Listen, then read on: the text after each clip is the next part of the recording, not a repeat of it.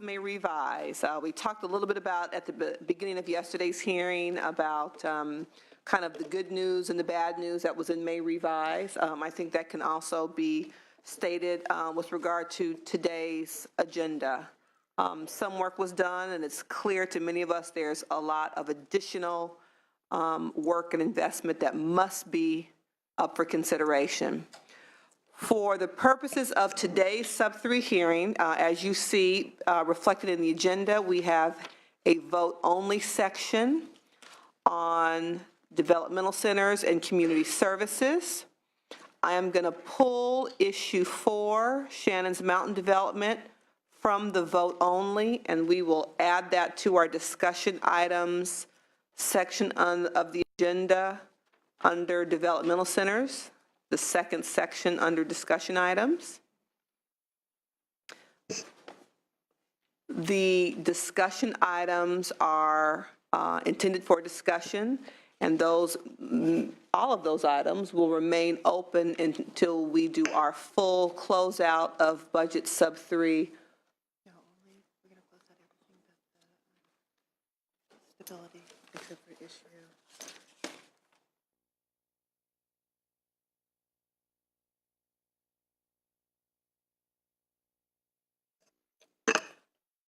Erase what I just said. I have too many budget sub-3 issues circling on in my little head. Okay, we're going to close out everything except one under community services. So it's a flip of what I just said. Is everybody following me? Issue number 6 under community services. That's the one item that we'll hold open. And we're also holding, no, we're not. We're closing that item out too. Have I confused you, Senator Monning? Yes. Okay, well, good. My goal was met. I apologize. We're going to go ahead and get started with the vote only, and we'll ask Senator Stone to add on when he arrives. The door is opening. Senator Stone, thank you. We will be taking under discussion items public comment after each issue. So we won't group them as we've done in the past and ask you to line up, periodically through the agenda.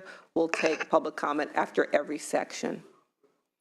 Senator Stone, we pulled issue 4, Shannon's Mountain, from the vote only calendar, and we'll be taking it up under discussion later in the agenda. Yep, I agree. So we're going to start on page 4 of the agenda, again under the proposed vote only issues. Issue 1, Foster Grandparent and Senior Companion Program, transfer from Developmental Centers Program to the Community Services Program. It's a May revise adjustment. I'll entertain a motion to approve the May revise. So moved. And that's out with a 3-0 vote. Item 2, Lanterman Developmental Center Community Staff Program. The recommendation is to approve May revise. Thank you. That's out with a 3-0 vote. Issue 3, Developmental Center Population Staffing Adjustments. May revise approval. Out 3-0. We are pulling issue 4 from vote only, and we'll hear it under discussion. Issue 5, Sonoma Creek Pump Station Project. The recommendation is to reject the January proposal. Move to reject. And that's out with a 3-0 vote to reject the January proposal. Moving on to community services, issue 1, sick leave. On page 13 of the agenda, staff recommendation is to approve the May revise and proposed trailer bill language, adopt LAO recommendation for supplemental report language to require DDS to provide the actual general fund costs for these proposals. So moved. That's out with a 3-0. Issue number 2, minimum wage increase. The recommendation is to adopt LAO recommended supplemental report language. That's out 3-0. Issue number 3, the early start program, restoration of eligibility criteria, general fund backfill. The recommendation is to approve the May revise. That's out with a 3-0 vote.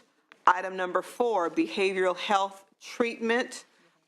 I just want to make sure the department is aware of the actions and comments we made in yesterday's sub-3 committee, where we want to make sure that the plan includes language that guarantees children don't fall through the cracks as this transition is occurring. You following me? And there's actual language in yesterday's hearing. But I just want to make sure, since it's kind of in two different places, that both know the expectations of the committee. We don't want kids to fall through the cracks as they transfer this service over to regional centers, and we'll be tracking it. So the recommendation is approval of the May revision. The subcommittee took action yesterday. All what I just said is noted in that language. So I'll entertain a motion. Thank you. May revision is approved on a vote 3-0.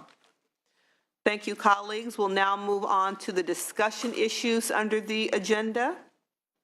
We're going to start with we're going to divide it into 3 sections today. We will have to take a brief recess at 1:30 for our respective caucuses to meet today. At noon. Can I do do over all day? I like 1:30. Let me go home, get back up on the right side of the bed. We will take a recess at noon, and then we expect to come back at 1:30. And that we'll return at 1:30 to continue on with the portions of the agenda that we clearly are not going to get through, bless you, in an hour. Okay, I want everybody to understand so you too can go and take a lunch break. Let's get started with issue number 1, May revise overview. Again, under proposed DD closures. Welcome, Director. Hi.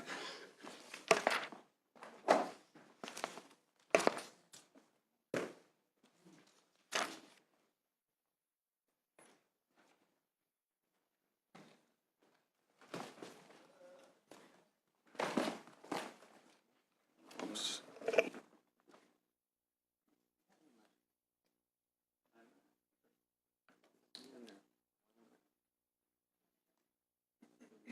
See, that's not good.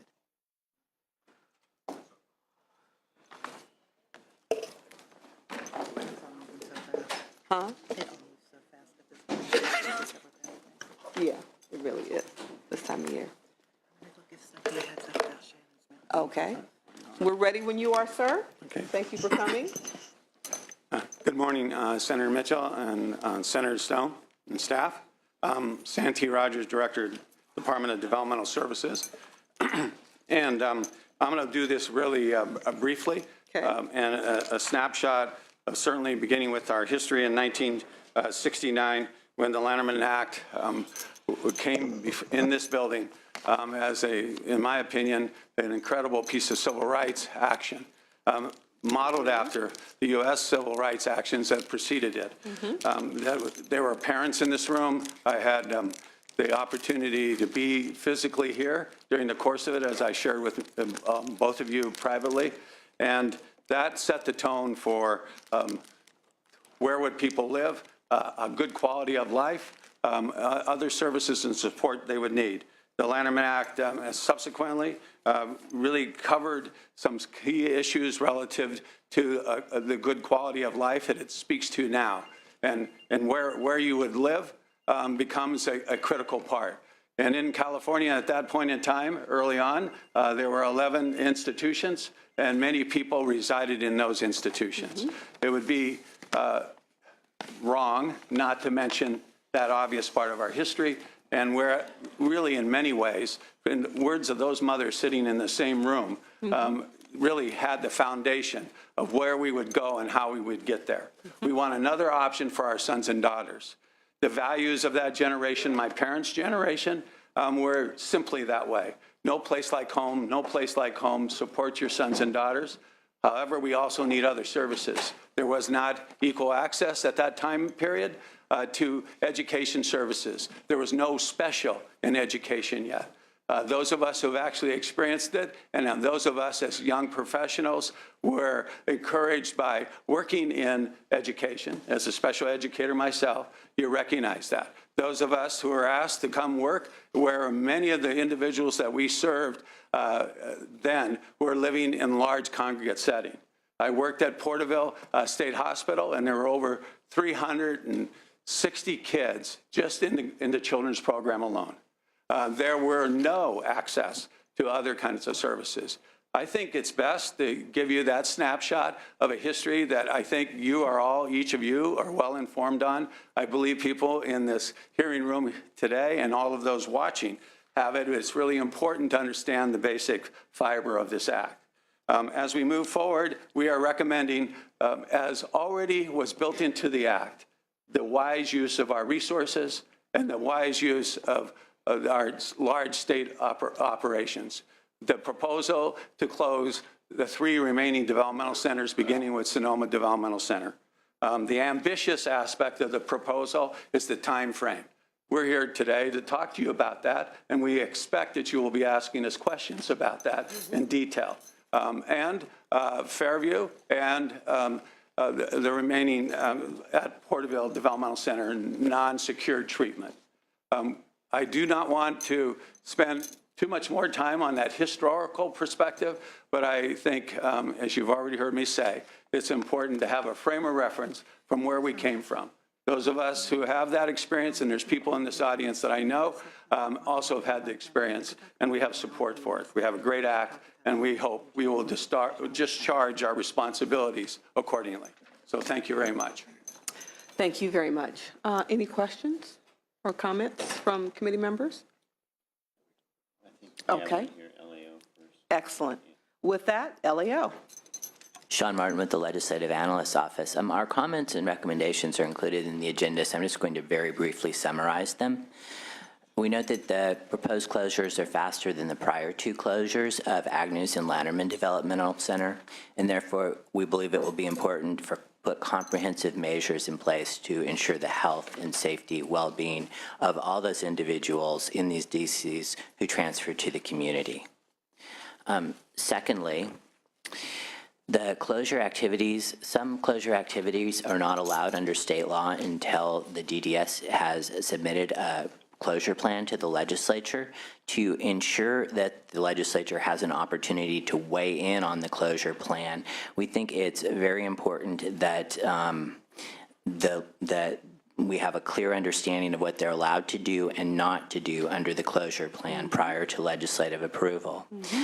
With that in mind, we would recommend that the department report regarding which closure activities are allowable under current law and which are not, and also that the department report on measures that will be put in place to safeguard the health and safety of those DC residents who are transitioning to the community.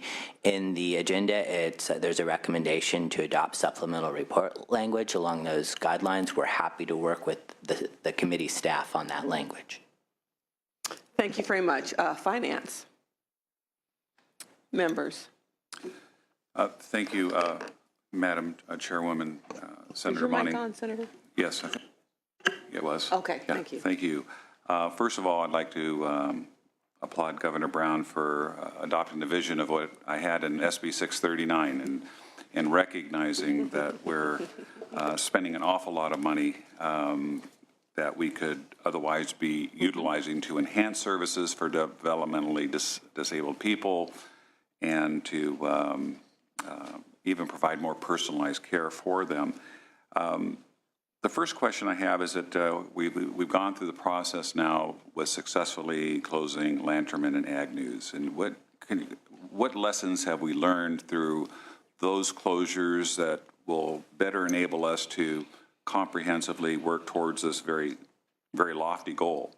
Closing Sonoma in 2018 is a very quick pace, and one of the things that was very apparent during our committee, especially with my good friend Senator McGuire, who's from this area, and from the families of residents that have been there for really decades, is making sure that we have an appropriate place for some of the most severely disabled people to be able to be accommodated to in the community. And that may mean, in Sonoma's case, that they may not be in Sonoma. They may be in San Francisco or some other Bay Area homes. So I'd like to know what lessons were learned and what assurances should we publicly state for the family members, friends of those that are in Sonoma, that we're just not going to be just pulling the carpet out from underneath them, that we're going to ensure, hopefully by some legal means, that we are going to have an appropriate facility that is going to provide the humanitarian care that these people richly deserve as an entitlement and morally and ethically something that we all, I think, strive to attain. Senator, I think that's the foundation on which our planning will come from. I think the simplest way for me to do that real quickly is that the lessons learned from the other closures that you mentioned, where our ability to incorporate that in the next plan, I think was achieved. I think from the Health and Human Services Secretary's position, as she said very clearly in the last week when we were talking to different parts of our constituency, that this will be looked at from what we've learned from that and in a different way. The incorporation, for example, of significant individuals will follow the process that looked like we did before, of community-based groups of people. And from those community-based meetings, identify real actions to be taken place. Understand that we're working on a target of October to present a closure proposal. But I think from what we've been talking about, and you'll get more details of it, and you might even get it here today, of how that will be generalized to our greater community, a focused community of experiences that we have already had from people who are already recipients of service as moving from state developmental centers, professionals in that, the parents of all those individuals, and some of the parents who have already experienced that process is invaluable to us. We've learned that from other states, and we've learned it in our own context. I've personally learned it from actually as a director of a developmental center and also as a director of a regional center in that process. When you hear it explained, I'm hearing myself say it now, I believe it'll be systemically different by how we go about it from that other experience. I think there's an urgency based on our time frame, but our real ambition is to have a safe, good, equal to or better outcome. And that's the foundation we are going to be approaching from. Well, I appreciate all of those comments. And, you know, we heard from many of the families from Sonoma that their members that are there are significantly disabled in such a way that they were inferring that they could only receive those unique services at Sonoma. I would imagine that there was equally severe disabilities that we're seeing in Lanterman and Agnews, and there probably is a population that is going to take a little bit more comprehensive scrutiny to make sure that we're complementary in ensuring the families and certainly the disabled person that they are going to be getting commensurate services with dignity and respect, and I assume that we'll follow in that same pathway.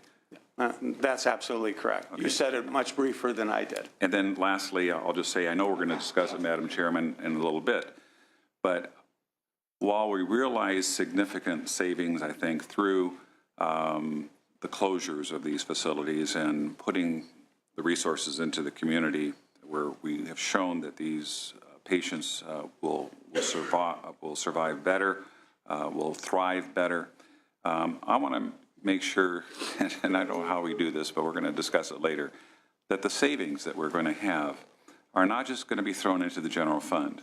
As you know, we've taken $1 billion from the developmentally disadvantaged community over the past decade because of budgetary issues, the state's economy, and I want to ensure all of those family members and patients and people with developmentally disabled situations, and that we are going to reinvest in making sure that we can help them better expand the universe of people that we can treat And this even goes to how we're going to handle the disposition of the land, which is some very valuable land.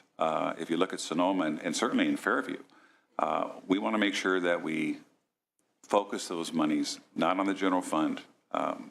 We love the savings, but we need to return the money that we've taken away from this community to make sure that they're appropriately taken care of. So, Senator Monning. No applause, please. Senator Monning.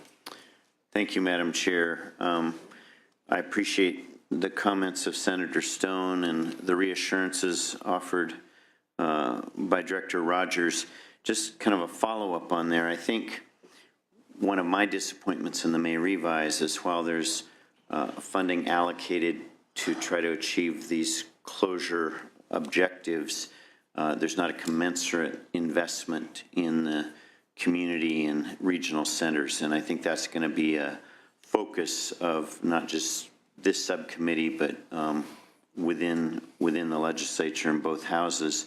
I think it's unrealistic and unfair to suggest that we can allocate resources necessary for the closure and not have commensurate investment. But perhaps the devil is in the details. Yes, it is. At this point, is there any way to break down the money allocated for closure of the centers? How much of that does follow in terms of investment into community providers and regional centers in effectuating the implementation of the closure? Specifics at actually this time, it would just be estimates, and I don't think it would be, I think, be a little premature. We could give you that really quickly, though. Right. Is it fair to say, though, that some of that universal amount allocated to the objective of the closures is necessarily designed to follow patients into the community? Yes, absolutely. It's designed into the plan, and majority of it actually goes to providing the occasion for successful outcomes for each of those individuals. Right. And resources for those who will assist in making that happen. Right. And again, I think the devil being in the details, ensuring that there's a strong foundation in the communities to receive those transfers.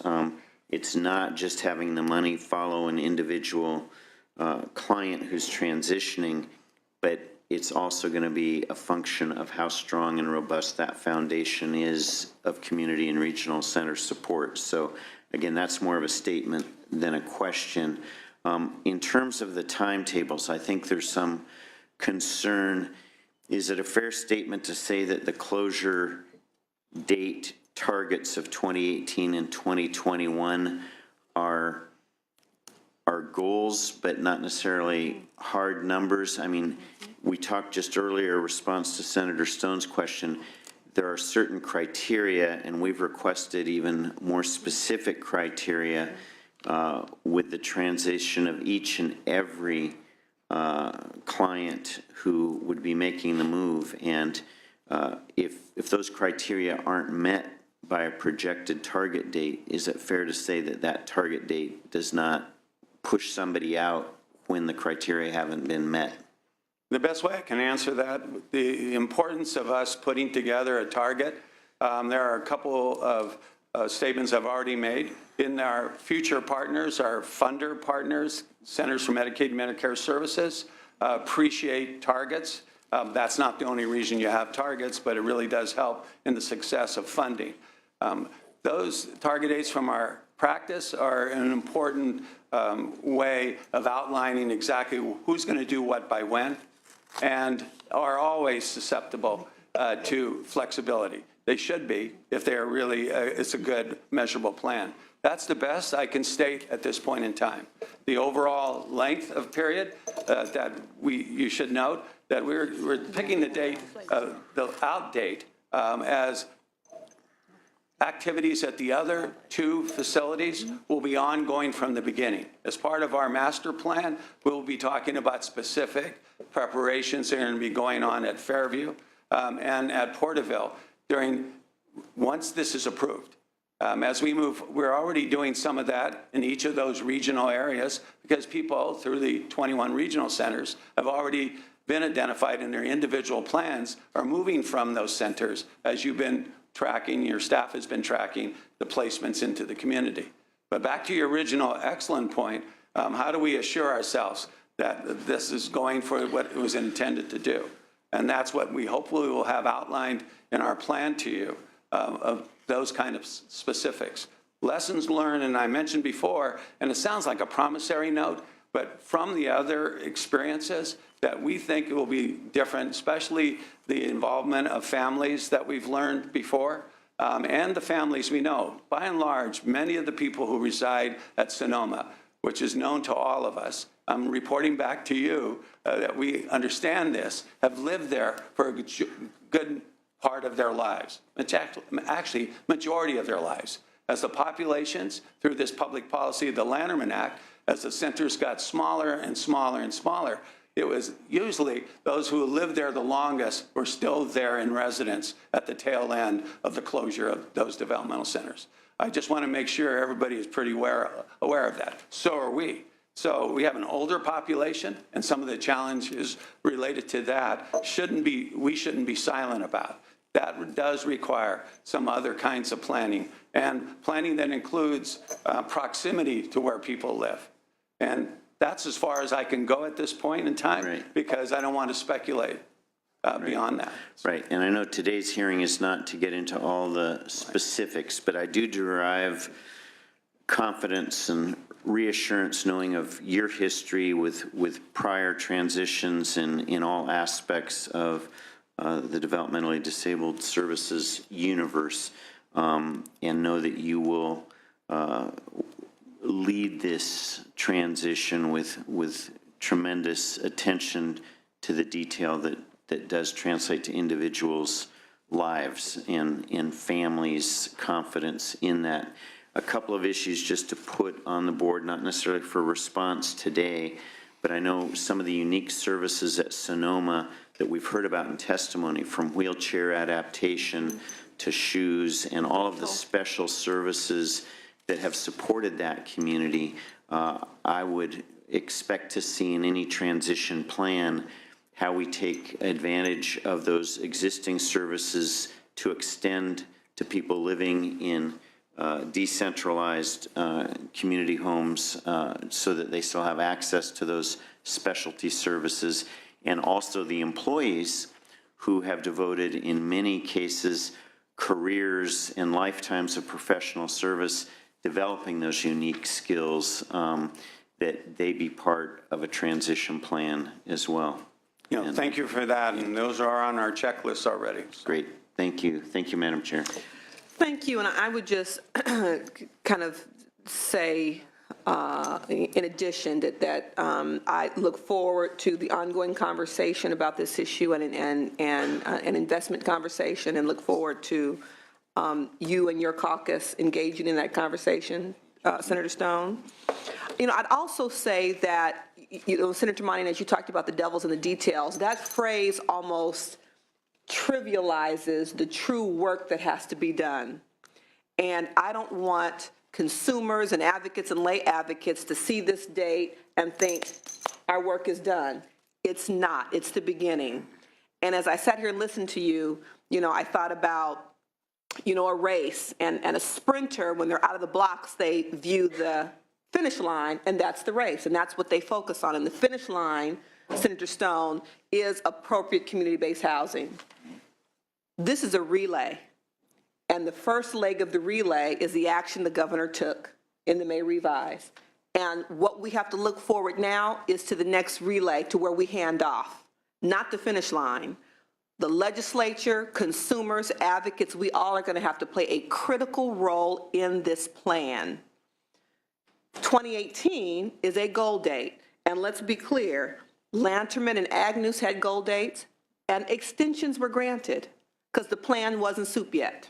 Fair enough? That's correct. And so as we look at 2018, that's the ultimate end date, but this is a relay race, and the legislature must and will have a continuing role to play. We can't just say, oh, we voted on this budget committee, there was a bill, we're done. For this to work, we have to be partners. And we have to continue to engage in the conversation and work in partnership to make sure that we're doing our part in terms of the baton handoff. So ultimately, when we get through all the legs of the relay, that we come to the end of a race that is what's in the best interest of the residents. But I don't want people to think that this is a sprint. It's not. And so we can't get too caught up on the end goal now because there are too many legs where we could have mishaps and delay this process, derail this process. And so with that,